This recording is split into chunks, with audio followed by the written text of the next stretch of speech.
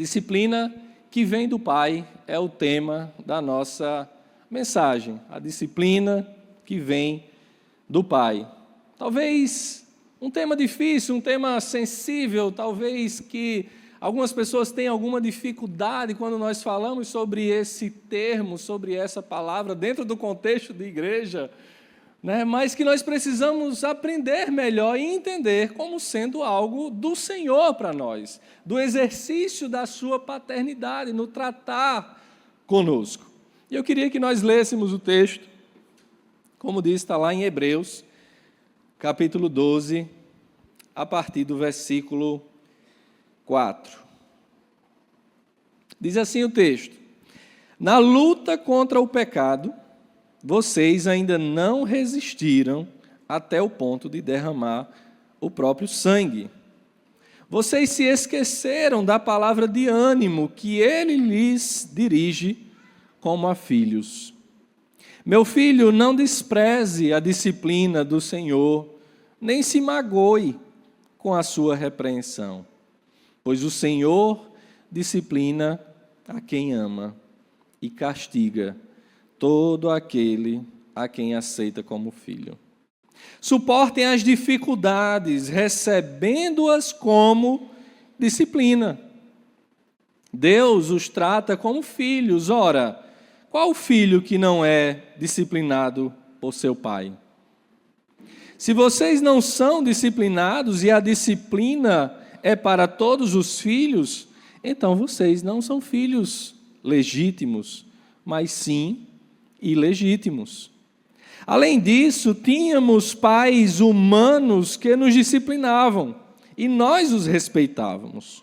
Quanto mais devemos submeter-nos ao Pai dos Espíritos, para assim vivermos.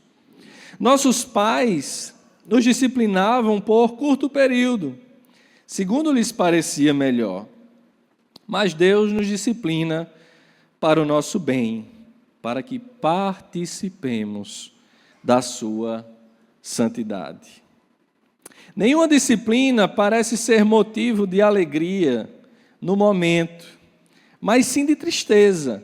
Mais tarde, porém, produz fruto de justiça e paz para aqueles que por ela foram exercitados. Portanto, fortaleçam as mãos enfraquecidas e os joelhos vacilantes. Façam caminhos retos para os seus pés, para que o manco não se desvie, antes seja curado. Louvado seja o Senhor por sua palavra. A disciplina que vem do Pai.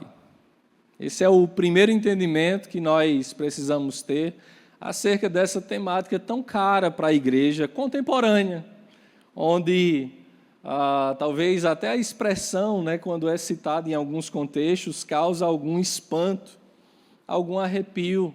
Mas vamos trazer aqui algumas lições, alguns aprendizados para a nossa maturidade, para a nossa edificação. É interessante porque o capítulo 12, ele inicia fazendo uma referência àquilo que está posto no capítulo 11, sobre os testemunhos de fé, sobre Abraão, sobre Moisés, né, sobre tantas pessoas, homens e mulheres de Deus, que foram provados, sabe, que foram testados, que puderam amadurecer, que cresceram, sim, passaram por sofrimentos, por lutas, por angústias em suas vidas. E o autor da epístola, da carta aos Hebreus, ele inicia esse capítulo fazendo justamente essa referência. Após citar tantos homens e mulheres que são exemplos de fé, e aquilo que eles viveram, aquilo que eles enfrentaram em suas vidas, o autor diz, portanto, também nós, versículo 1 do capítulo 12, uma vez que estamos rodeados por tão grande nuvem de testemunhas, livremo-nos de tudo que nos atrapalha e do pecado que nos envolve, e corramos com perseverança a corrida que nos é proposta. Então ele tem por base, ele faz esse link, né, com tudo aquilo que nós vemos o registro, o autor de Hebreus que se preocupa em se comunicar com o seu público imediato, ou seja, aqueles que eram judeus, que viviam dentro do contexto da comunidade judaica, mas que estavam dispersos pelas províncias, né, do Império Romano. Ele tem essa preocupação, e o nome, né, os teólogos vão atribuir o nome do livro exatamente a esse aspecto desses destinatários imediatos a quem o autor se dirige, tratando, primeiro fazendo uma genealogia, uma recapitulação, apontando a estar Cristo, né, dentro da descendência de Adão, de Abraão, passando pelo rei Davi e apontando para esse novo momento, para essa nova realidade de vida, para essa nova aliança em Cristo Jesus. O que anteriormente não era bem compreendido pelos judeus, que viviam sob a antiga aliança, que entendiam a lei como sendo aquilo que os guiava. Então, o autor está aqui guiando, e ele diz ainda no versículo 2, tendo os olhos fitos em Jesus, autor e consumador da nossa fé. Ele, pela alegria que lhe fora proposta, suportou a cruz, desprezando a vergonha, e assentou-se à direita do trono de Deus. Pensem bem, olha o que diz o autor, pensem bem naquele que suportou tal oposição dos pecadores contra si mesmo, para que vocês não se cansem nem desanimem. E a partir daí, o autor ele passa, como nós acabamos de ler, a nos trazer algumas instruções sobre esse aspecto da disciplina de Deus sobre as nossas vidas, onde nós precisamos olhar para o exemplo, para o testemunho daqueles que foram referência de fé para nós, mas, sobretudo, ter os nossos olhos fitos em Jesus, que também suportou as suas dores, as suas adversidades, que sofreu por nós até o limite de derramar o seu próprio sangue. Até o limite de derramar o seu próprio sangue. E aí, como nós lemos no versículo 4, veja o que o autor, a Epístola aos Hebreus, nos diz: na luta contra o pecado, vocês ainda não resistiram a ponto de derramar o próprio sangue. Na luta contra o pecado, vocês ainda não resistiram até o ponto de derramar o seu próprio sangue. Porque o exemplo é Cristo.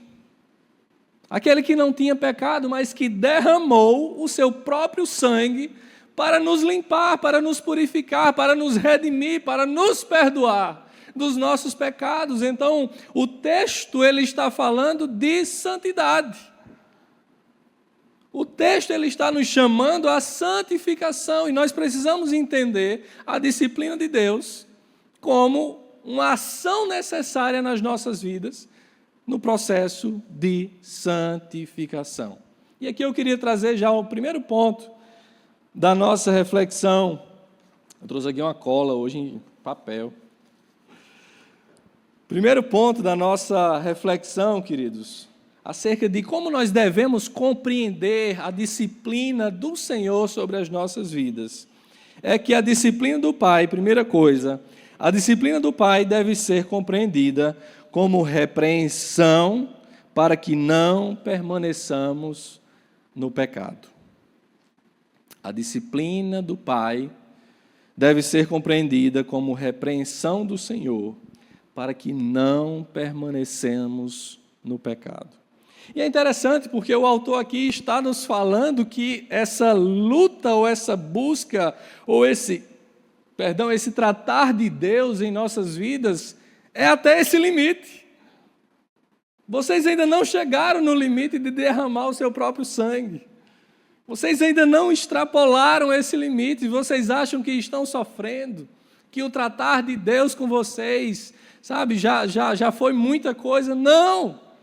Vocês ainda estão longe de chegar lá. Vocês ainda não resistiram até o ponto de derramar o próprio sangue. E é interessante, queridos, porque esse caráter repreensivo do Senhor sobre as nossas vidas, que aponta e nos chama a essa vida de santidade e a aplicação da sua disciplina, nos chamando a atenção à correção de vida que nós precisamos ter enquanto igreja, porque filho imita o pai, ou não? Não? Aquela frase que diz, filhos imitam os pais, é verdade ou é mentira? É verdade, tem uns concordando aqui comigo. Pelo menos quando são pequenininhos, né? Pelo menos quando são pequenininhos, né? Os filhos imitam, a gente faz uma coisa, o menino vai lá e repete. A mesma coisa, e parece que depois vão ficando grandinhos, vão querendo se rebelar, estão querendo fazer diferente. Alguns ainda seguem os mesmos passos, os mesmos caminhos, né? Às vezes as mesmas profissões, mas fato é que filhos imitam pais. E quando nós olhamos para o texto, quando o autor ele fala para nós sobre essa realidade de pecado que nós precisamos resistir até o limite de derramar o próprio sangue, ele nos traz uma boa notícia. O texto parece nos assustar, mas ele traz uma boa notícia logo em seguida. Ele diz, no versículo 5, ele diz assim, vocês se esqueceram da palavra de ânimo que ele lhes dirigi como a filhos. Meu filho, não despreze a disciplina do Senhor, nem se magoe com a sua repreensão, pois o Senhor disciplina a quem ama e castiga todo aquele a quem aceita como filho. Aqui o autor está fazendo uma menção a Provérbios. Provérbios 3,12, a primeira parte, vai dizer exatamente isso. Você abrir lá em Provérbios 3,12a, diz, pois o Senhor disciplina a quem ama, assim como o pai faz ao filho de quem deseja o bem. Entendendo essa perspectiva da disciplina de Deus, a disciplina que vem do alto, que nos traz correção, que nos corrige os caminhos, que nos corrige o caráter, as nossas ações, que nos dá um novo rumo na vida, ou deve dar, aqueles que de fato se entendem filhos de Deus, como algo benéfico, como algo que nos é bom, em que pese às vezes não entendermos, às vezes rejeitarmos, às vezes entendermos que foi ruim, que foi duro. E Deus, ele opera, queridos, a sua disciplina sobre as nossas vidas de várias maneiras. De várias maneiras. A disciplina do Senhor que às vezes está presente na doença. A disciplina do Senhor que às vezes está presente no luto.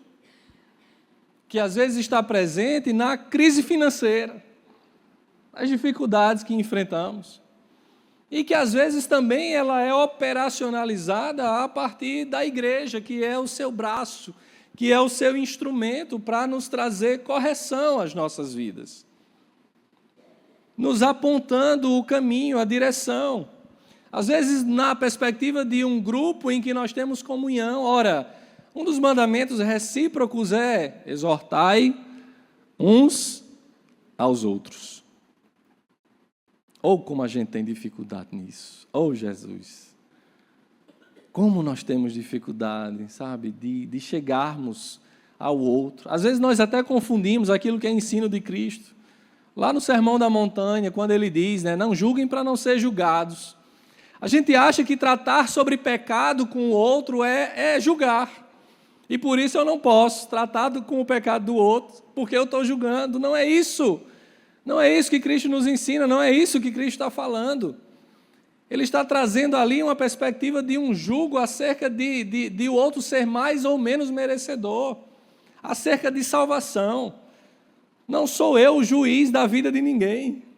Não sou eu que decido se alguém é salvo ou não. Não sou eu que digo se alguém presta ou se alguém não presta. É o Senhor, esse tipo de julgamento não cabe ao cristão.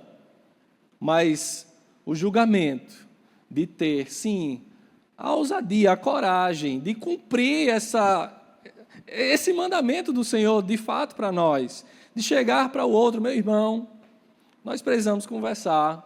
Eu tenho observado essa situação, nós precisamos ajustar isso. Às vezes é um irmão com quem você tem comunhão, às vezes é um líder de ministério, às vezes é alguém que você está submetido na igreja, muitas vezes é o pastor da igreja, que tem essa função, que tem esse cuidado, que tem mais do que isso, essa responsabilidade diante do Senhor, em conduzir o rebanho, em apresentar a igreja, que é a noiva de Cristo, de maneira santa, imaculada, mas como recebemos com dificuldade, sabe, as exortações, as tratativas, como, sabe, não entendemos o privilégio, como isso é algo bom para nós, como diz o texto. Ele disciplina os filhos a quem Ele ama, e faz isso para o seu bem.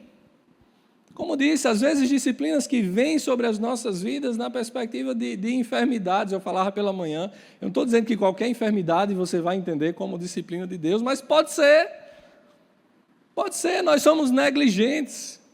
Nós somos negligentes com os nossos corpos, e nós vamos ver um pouco mais adiante o conceito, de forma mais profunda, da palavra aletheia, que significa disciplina, que também diz respeito a esse cuidado, a um treino na perspectiva espiritual, da nossa alma, e também do nosso corpo, de sermos diligentes, de sermos cuidadosos, disciplina que tem a ver com ensino, com instrução, com correção, também, com esse tratar, com essa formação necessária na vida de todo filho, de toda filha de Deus.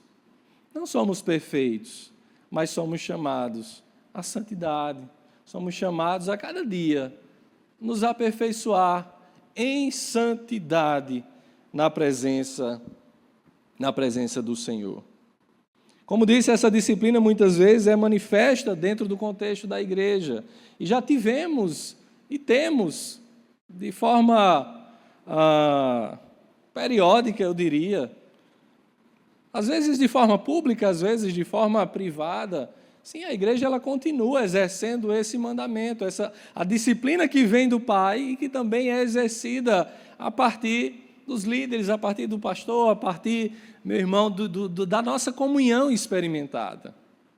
Já vivemos situações na nossa igreja, na Cidade Viva, de disciplina de pastores, mais de um, disciplina pública, e já tivemos também uma outra disciplina privada, que não veio a público, uma tratativa, trazendo maturidade, trazendo o ajuste necessário, trazendo direção do Senhor para a sua igreja. Quando nós nos entendemos enquanto noiva, enquanto aquela que deve se apresentar diante do noivo, pura, santa, imaculada, não há espaço, sabe, para andarmos em comunhão com o pecado. Então entenda o zelo, entenda a responsabilidade, entenda a necessidade de nós nos advertirmos. Não se sinta constrangido. Não se sinta constrangido se em algum momento, eu dizia isso, falei na escola bíblica para os meus alunos, não sei porque a gente falou sobre disciplina. Disse, meus irmãos, se eu um dia for disciplinado, aqui está um pecador, amém? Luto, né, contra os meus pecados, a gente luta, se esforça para não escandalizar, para tratar, para abandonar. Lutamos todos os dias. E eu dizia para os alunos, nas minhas falhas, nas minhas faltas, se um dia eu for disciplinado, meu irmão, minha irmã, entenda a disciplina do Senhor na minha vida, necessária. Necessária, às vezes a gente se choca, né? Eu gostava tanto do irmão. O irmão pregava. Necessária, para trazer correção, para ajustar os passos, para nos trazer alinhamento. Não é incomum recebermos pessoas também em nossa igreja que eventualmente experimentaram alguma dor, fruto de alguma disciplina em suas comunidades de origem, vieram até nós, acolhemos, abraçamos, mas sempre buscamos entender. Sempre buscamos entender se ficou alguma aresta necessária a ser tratada. A orientação não é outra, meu irmão, minha irmã. Vá lá conversar com o seu pastor, dirimir qualquer questão que tenha ficado, para que você venha em paz, para que você seja abençoado, para que você de fato esteja em comunhão com o corpo. Porque não é a mudança, não é sair porque eu não gostei, eu achei ruim, e vou para outro canto. Não. É preciso que nós tratemos, é preciso que, de fato, nós nos curemos, sejamos curados.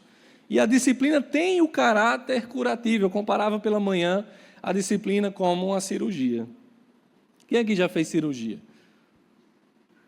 Misericórdia, Jesus. Vocês viram? Acho que foi metade. Levanta aí de novo. Levantou mais agora. 4? Quem disse aqui que foi 4? Meu Deus. Eu comparava a disciplina com a cirurgia. A cirurgia é uma coisa que ninguém quer passar por uma cirurgia. Não é verdade? Não, eu vou ali fazer um buraco na minha barriga. Vou ali, um corte. Ninguém quer passar por isso. Seja em que parte for do corpo. Mas por que nós nos submetemos à cirurgia? Porque ela é necessária. Porque estamos enfrentando algum tipo de enfermidade no nosso corpo que precisa ser tratada, que precisa ser removida, que precisa ser curada. Sabemos que vai ser doloroso, sabemos que vai ser difícil, sabemos que vai ter um processo de recuperação, os medicamentos. Difícil, mas necessário para quê? Para restabelecer a saúde do corpo. Essa é a perspectiva quando nós olhamos para a disciplina que vem do Senhor sobre as nossas vidas, buscando restabelecer a saúde do corpo ou da alma, das nossas vidas, para nos apresentarmos íntegros diante de Deus. Os processos de recuperação, às vezes, que se prolongam. A gente sabe que vai entrar na sala de cirurgia, mas não sabe se vai sair. É ou não é? Depois que apaga ali, toma anestesia. Mas estando nas mãos do Senhor, queridos, tudo vai bem. Ainda que seja difícil, ainda que seja a mais complexa, ainda que o processo de recuperação seja extremamente prolongado, para termos a nossa saúde restabelecida, nos submetemos, ainda que seja indesejado, ainda que seja incômodo, ainda que seja doloroso. Assim também é a disciplina do Senhor sobre as nossas vidas. A disciplina experimentada no luto. Nós temos como exemplo o rei Davi. O rei Davi que, diante da sua realidade de adultério, que gera um filho em Batseba, esse filho vem a morrer. Como expressão clara da disciplina de Deus, diante do seu pecado. A gente olha talvez para a realidade do Antigo Testamento e talvez se constranja entendendo um Deus sanguinário. Não sei se você já pensou nisso. Deus, ele é justo. E é em razão da sua justiça que ele manifesta, sim, a disciplina sobre o seu povo. O que dizer sobre Moisés, que é citado no capítulo 11, como um dos heróis da fé, que recebeu o chamado para conduzir o povo pelo deserto, que enfrentou a Faraó, que atravessou o mar, que caminhou 40 anos com um povo obstinado no deserto e desobedeceu ao Senhor.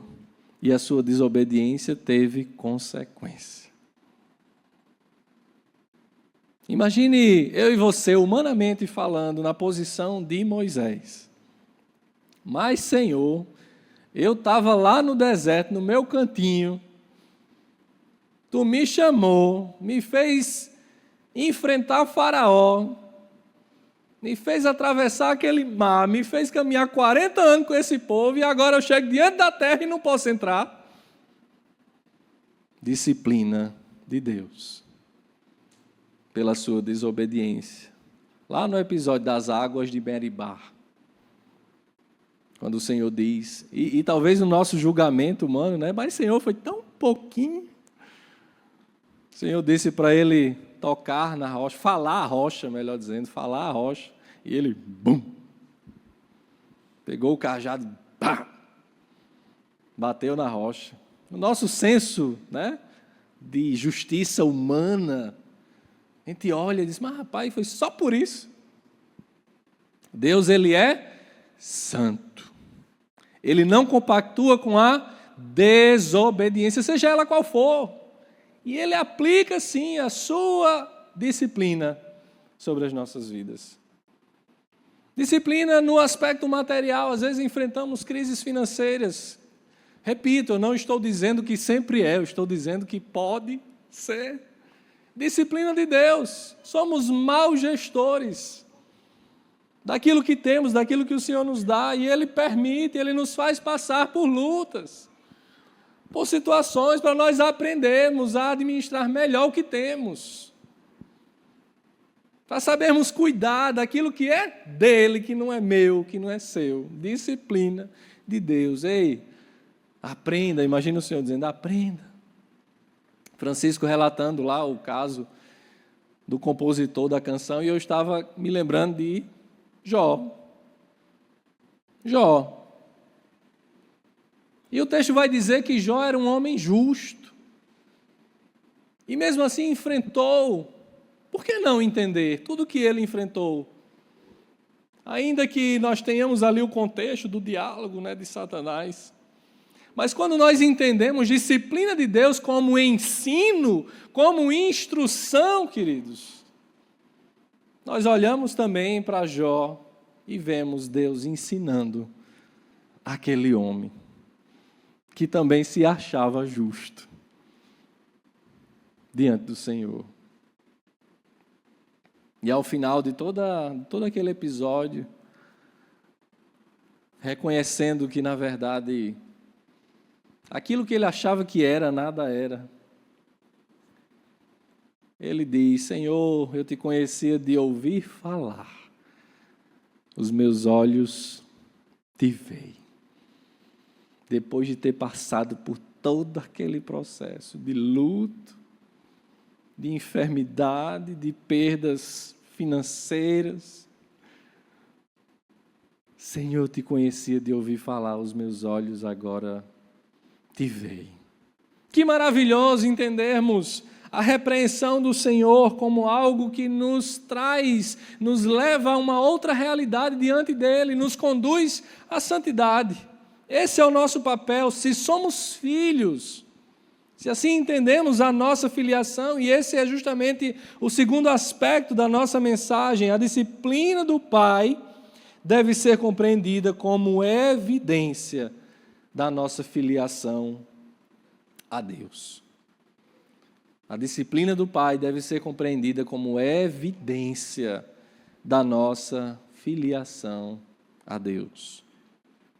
Nós entendemos como a disciplina como repreensão, na perspectiva de nos livrarmos do pecado, de lutarmos contra o pecado, mas mais do que isso, se somos disciplinados, como vai dizer o texto, a partir do versículo 7, ele diz, suportem as dificuldades, recebendo-as como disciplina.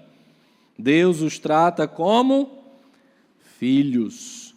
Ora, qual o filho que não é disciplinado por seu pai?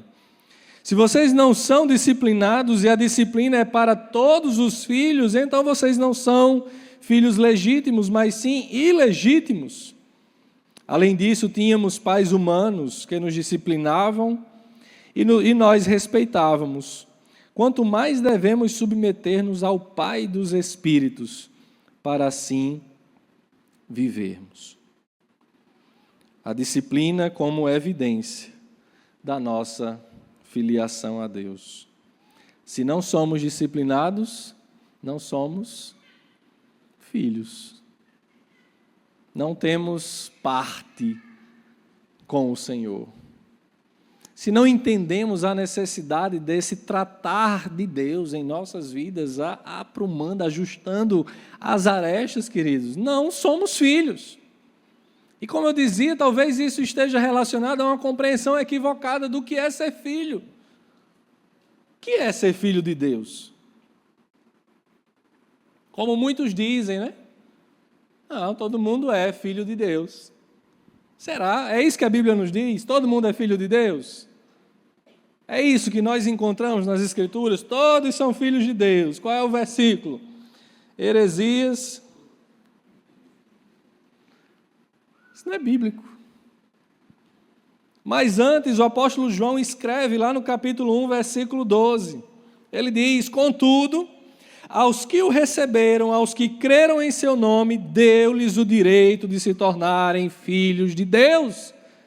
Aos que o receberam, aos que creram em seu nome. E é importante nós frisarmos isso aqui, que essa filiação não é fruto de uma mera manifestação verbal ou uma compreensão intelectual. É algo que antes o Senhor já fez em mim e que é evidenciado e que é testemunhado diante dos outros.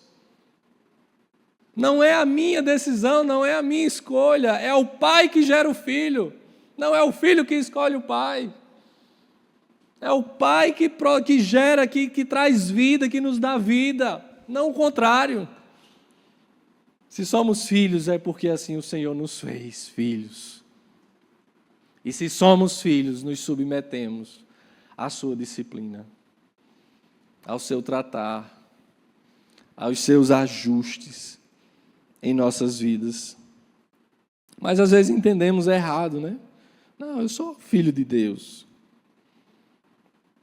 Receber a Cristo e crer em seu nome não se trata de mero entendimento intelectual ou proclamação verbal, como eu disse, mas é algo evidenciado em nós a partir daquilo que o próprio Senhor fez em nossas vidas, a partir da obra de Cristo por nós, nosso irmão, como refletimos semana passada lá em Romanos. Somos filhos, portanto, co-herdeiros com Cristo. Se participarmos do seu sofrimento, também participaremos da sua glória. O sofrimento também tem a ver, queridos, com esse processo de santificação.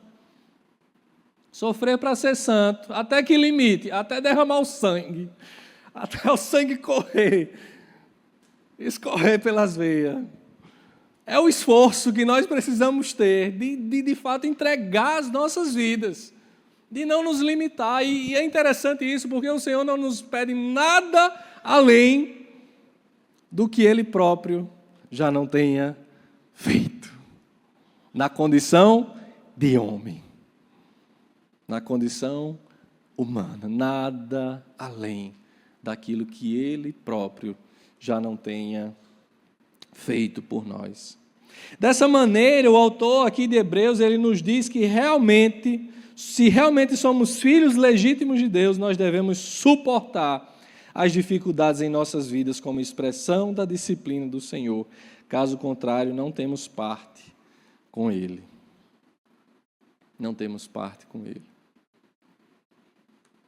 Se por um lado nós sabemos, né, que nessa fase inicial, e é interessante porque a palavra aletheia, que nos fala sobre disciplina, ela tem a ver exatamente com a educação, a instrução de crianças. Um dos seus sentidos originais é exatamente isso, a correção, a disciplina de filhos. É esse sentido. E se a gente fala, né, que filhos imitam os pais em determinada fase, em determinado contexto, filhos também se rebelam, né, contra os pais. Acho que hoje, não, acho que foi ontem, Levi, de 5 anos, está ali ou está na salinha? Está na salinha. 5 anos. Está passando por um procedimento, né, passou por um procedimento de aplicação de botox e está tendo que usar a órtese com mais frequência nas pernas. E a gente dizendo para ele, né, insistindo com ele, você vai ter que colocar agora. E aí, de repente, eu ouço daquele pequeno de 5 anos de idade: você não manda em mim. O que fazer, Adinoilton? Difícil, né? O sangue ferve. É o quê, menino? Eu não mando em você, não. Vamos para ali, né? Senta aqui, vamos conversar. Vamos ajustar, vamos aprumar, vamos ver se você não vai calçar. Né? A gente brinca, gente, mas muitas vezes é isso que nós fazemos com o Senhor, quando não nos submetemos ao tratar dele nas nossas vidas. Senhor, nisso aqui tu não manda, não. Não nos submetemos, não temos a postura de filhos. Ele não deixa de ser meu filho porque se tem a atitude rebelde. Logicamente também nós, se de fato somos filhos diante das nossas rebeldias, não perdemos a nossa filiação ao Senhor, mas agimos assim. As nossas rebeldias. Nos negando, não nos submetendo, não recebendo, não acolhendo a tratativa de Deus. E revelamos uma realidade distinta de quem não é filho. Não, espera aí.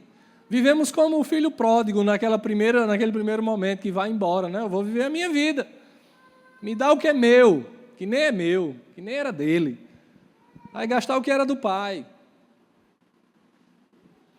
Rompendo vínculos, se afastando, se distanciando, até cair em si. Na casa do meu pai, eu tinha isso, eu tinha aquilo, até os servos dele têm. Me porei de volta a caminho e pedirei perdão. Pai, pequei contra o céu e contra ti. O processo de disciplina também de Deus na vida daquele cabo que perdeu tudo, saiu com uma fortuna, muito provavelmente. Perdeu tudo, caiu a míngua, ao ponto, como diz a parábola, de comer vagens, né? Comida de porcos. Comida de porcos. Quando nos afastamos da vontade do Pai, quando não nos colocamos de fato na posição de filhos, quando não evidenciamos com as nossas vidas, recebendo a disciplina do Senhor, nos submetendo à disciplina do Senhor, como filhos obedientes. E mais do que isso, o texto segue, partindo aqui já para a nossa conclusão. Entendemos a disciplina na perspectiva da repreensão, manifesta pelo Senhor de diversas maneiras, como aqui tratamos, seja no aspecto de saúde, seja no aspecto financeiro, seja no luto, seja nos nossos relacionamentos, seja a partir da mão da igreja, do seu braço, da noiva de Cristo, sendo esse instrumento do Senhor, sobre as nossas vidas, nos submetendo às autoridades, assim posicionadas por Ele. Entendemos a perspectiva da nossa filiação a Deus, se somos filhos, se somos disciplinados é porque somos filhos. Se a disciplina é para os filhos, não tem como escapar, não. Mas existem alguns aspectos mais amplos, né, que nos falam sobre essa disciplina, ou sobre esse conceito em si, da palavra aletheia. E eu vou ler aqui o que está lá no dicionário James Strong, que traz para a gente o léxico hebraico, aramaico e grego, sobre essa palavra.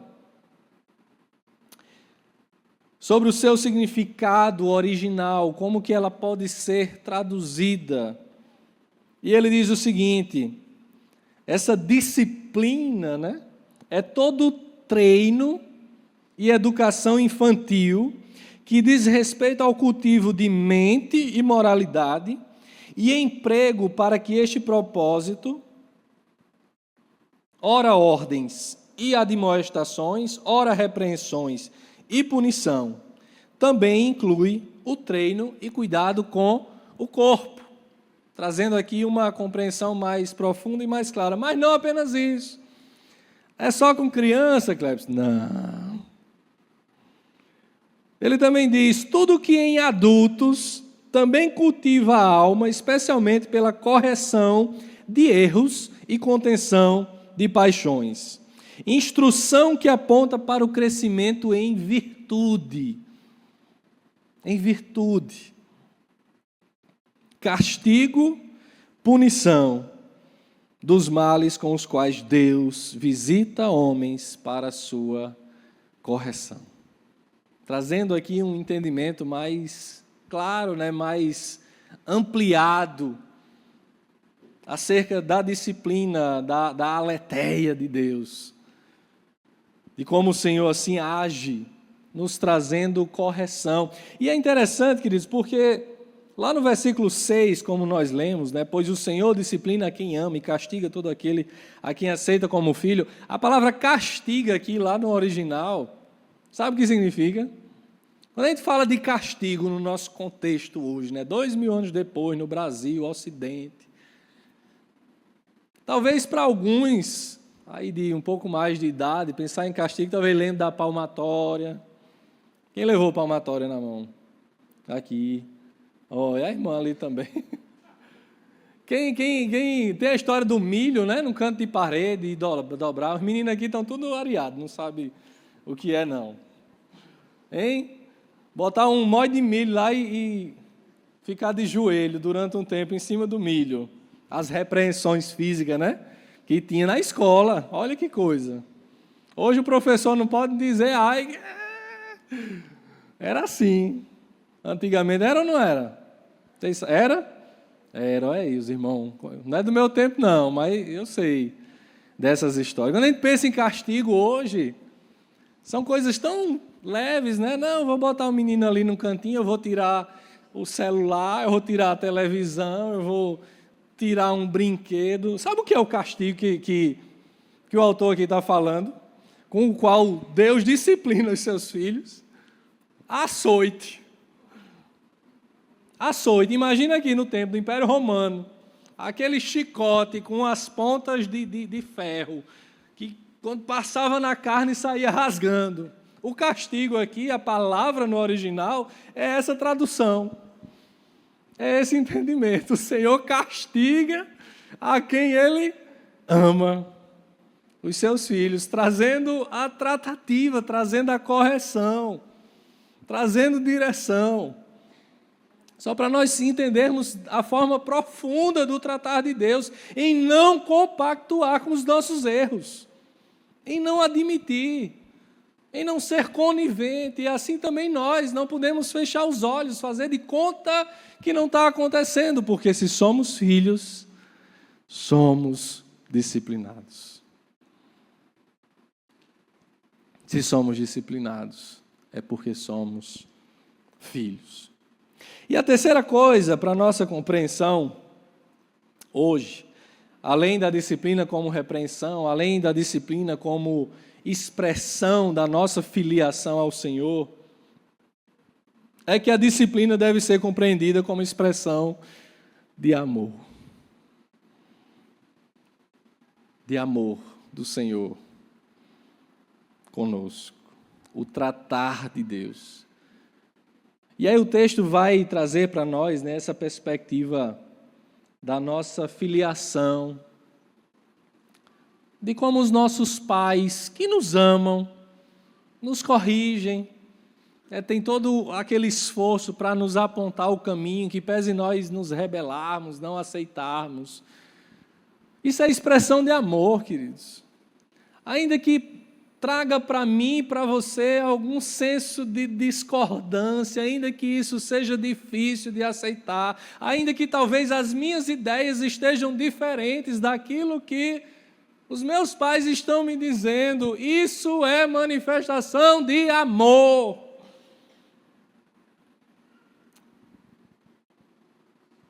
E quando nós olhamos para o texto e pegamos a palavra, a palavra que aqui é traduzida por disciplina, Eu estava dizendo aletheia, mas me veio aqui a lembrança que não é aletheia, é paideia, tá, gente? Corrijam, a paideia de Deus, a disciplina do Senhor, no grego, é a palavra correta para disciplina. A paideia do Senhor, ela está associada aqui com essa manifestação de amor. E a palavra no original utilizada pelo autor da carta é o amor ágape.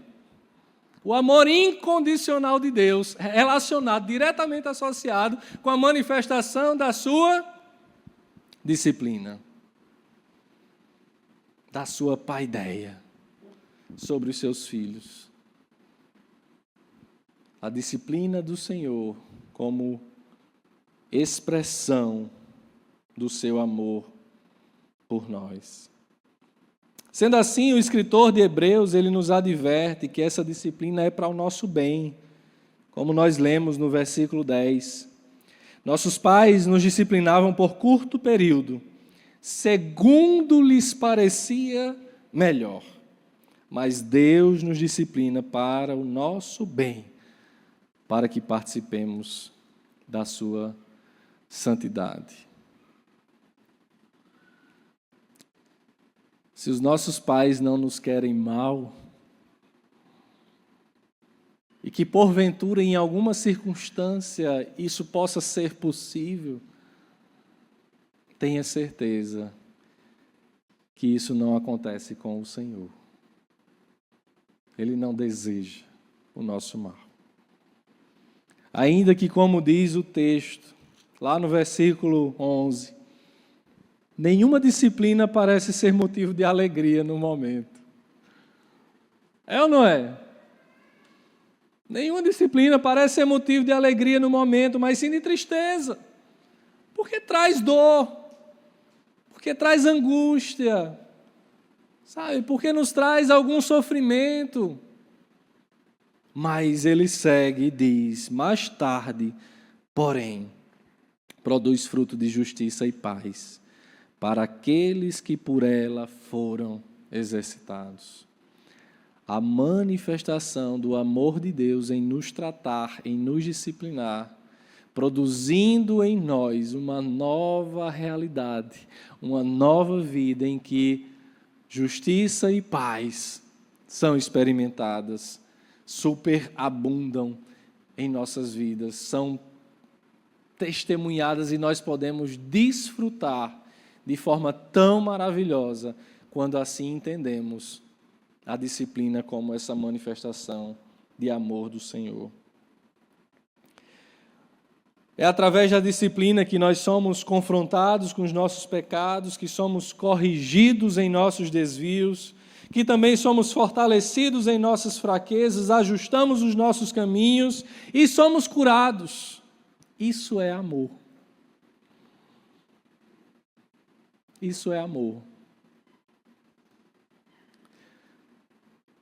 Eu já parto para a conclusão, a banda pode vir. Quando a gente fala sobre disciplinas, queridos, dentro do nosso contexto, né, de criação de filhos, nas suas diversas fases, a gente entende uma gradação, a firmeza com a qual nós tratamos os nossos filhos, ela é diferente, a depender da faixa etária da sua vida. Um bebezinho, né, como a gente vê ali, em que pese ser um pecadorzinho. Como? Né? Talvez morda a mãe quando está mamando. Né? Dê trabalho, chega aquele bebê birrento, chorão. A gente fica ali meio, vou fazer o quê? Aí cresce, 2, 3 anos, começa com as suas birras. O que a gente faz? Ei, bota ali 30 minutos de castigo, vai. Eu fazia isso. O meu era menor. Vamos ali para o canto, fica meia hora. Ficava lá dentro do quarto, até pedir desculpa, se estribuchava. Por que você está pedindo desculpa? Não adianta só pedir desculpa, tem que saber por que está pedindo desculpa. Aí cresce mais um pouquinho, chega aqui nessa fase, ó, na adolescência, aí dá um pouquinho mais de trabalho, aí um pouco mais duros, somos um pouco mais duros, em amor, querendo o melhor, trazendo, sabe, aquilo que é a expressão do Senhor também sobre nós, entendendo que nós precisamos guiar no caminho certo, assim como o Senhor faz conosco, na fase adulta, então. Sabe qual é, talvez, a nossa dificuldade em lidar com disciplina? Aqui, todos adultos ou adolescentes, mas já numa fase, né, mais adiantada da vida, é que, em regra, nós queremos ser tratados como bebezinho.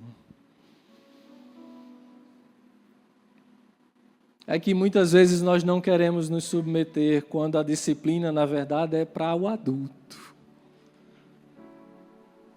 É entendermos que nós temos maturidade, que somos homens e mulheres formados, que entendemos a razão da nossa fé, que sabemos quem é o nosso Pai que nos chamou, que tem propósito para as nossas vidas, que nos guia de forma muito clara acerca da direção que nós precisamos tomar. Mas nos rebelamos, não tomamos a posição de filho obediente, e as consequências vêm. E quando elas vêm, nós queremos ser tratados como bebês. Nós queremos receber aquele afago, o bichinho.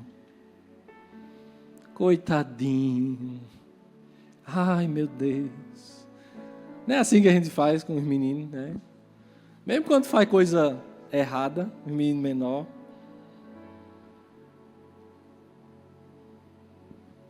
A gente vai lá, colher, corre, cuida. É esse tratamento que a gente quer. Porque a gente ainda não entendeu que não estamos mais na fase de menino. Não vivemos mais a fase de criança, somos adultos. Que devem enfrentar as consequências dos seus erros. Que quando não se submetem à vontade do Pai, sim, experimentam as suas lutas. Experimentarão as suas lutas. Que devem arcar com as suas responsabilidades.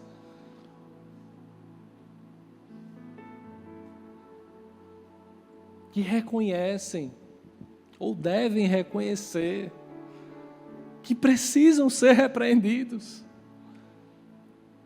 que precisam ser tratados, que precisam ser corrigidos, que precisam ter as suas vidas ajustadas, alinhadas ao Pai. Se somos filhos, somos disciplinados.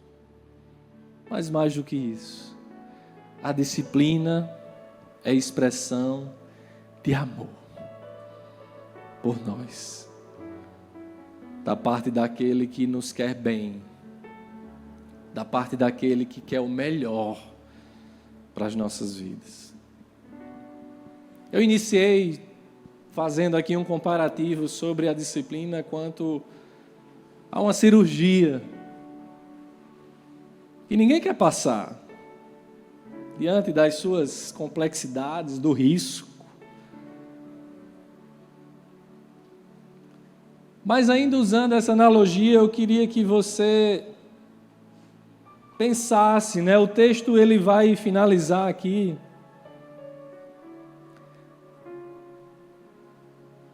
no versículo 13, dizendo: portanto, fortaleçam as mãos enfraquecidas e os joelhos vacilantes. Façam caminhos retos para os seus pés, para que o manco não se desvie, antes seja curado. Eu e você somos o manco. Você e eu somos esse manco do texto. Que precisamos ajustar os nossos caminhos. Ou que talvez precisemos nos submeter a uma cirurgia corretiva. Os nossos membros inferiores, para poder caminhar, não mais cambaleando, mas andar firme, em retidão. E como dizia, sempre que vamos nos submeter a algum procedimento médico, cirúrgico, né, vem aquela angústia, aquela aflição, aquele temor. Mas eu queria que você se imaginasse como esse manco, que precisa fazer esse procedimento, e esse procedimento tem a ver com a disciplina, que precisa se submeter à disciplina de Deus sobre a sua vida. Imagine você sendo esse paciente. Agora imagine que quem prescreveu o procedimento foi o médico dos médicos. Mais do que isso, ele não é apenas um médico, ele é o seu pai. É ele que vai estar lá na sala de cirurgia com você.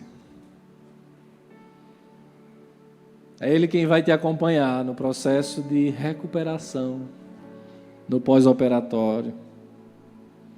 É ele quem vai fazer a prescrição correta daquilo que você precisa seguir a partir do procedimento, da cirurgia, que aqui nós estamos entendendo como a disciplina de Deus, como uma cirurgia em nossas vidas. Qual seria a sua reação? Como você se sentiria sabendo que quem está operando na sua vida é o médico dos médicos e que Ele é o seu Pai? E que em que pese as lutas, as dificuldades, em que pese todo o tratar na sua vida, Ele vai permanecer ao seu lado. Ele não vai te abandonar, Ele vai te segurar pela mão e vai te fazer enfrentar o pós-operatório e vai fazer com que você tenha a sua vida restaurada. Você se sentiria confiante, seguro. Você estaria tranquilo? Assim é a disciplina do Senhor sobre os seus filhos. Confie no tratar de Deus na sua vida, na repreensão necessária, na evidência da sua filiação a Ele, na manifestação do amor incondicional sobre nós. Feche seus olhos. Coloque-se em oração.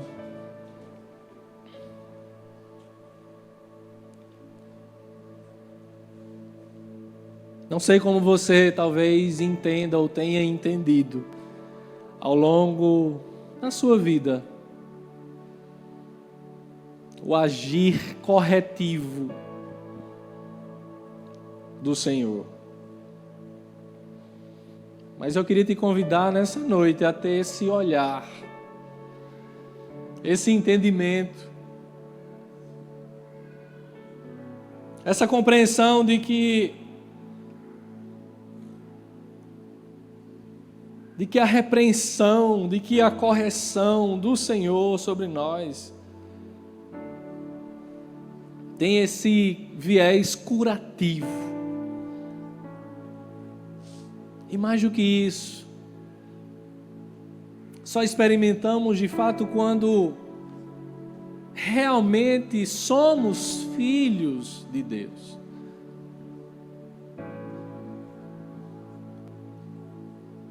Mediante a manifestação do seu amor por nós.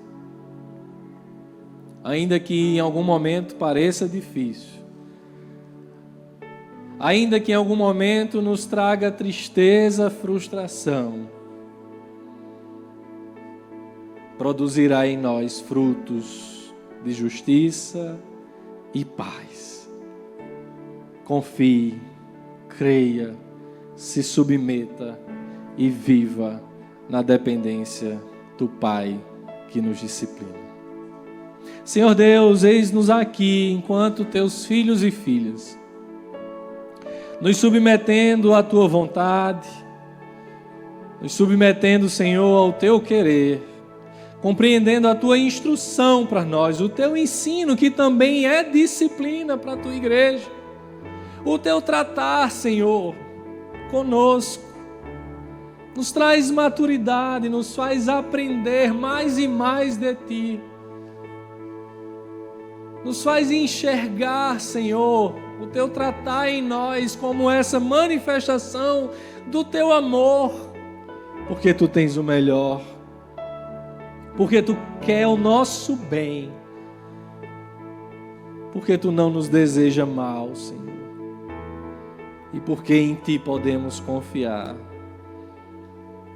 Trata as nossas vidas. Trata, Senhor, os nossos corações. Queremos ser vasos novos, vasos de honra, que te glorifiquem, que te adorem, que resplandeçam a tua face, que revelem o teu caráter em nossas vidas, ó Deus.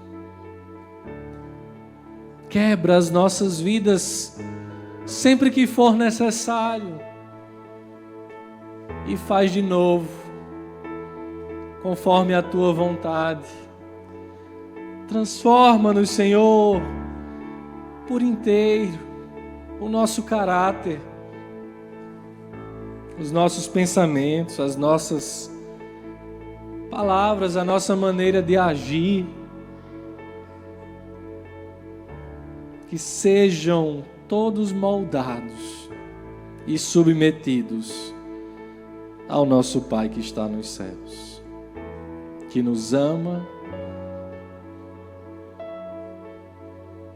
que nos guarda, que trata conosco e que nos aperfeiçoa em santidade. Eis-nos aqui, Senhor. Faz, completa a tua obra em nós, em nome de Jesus.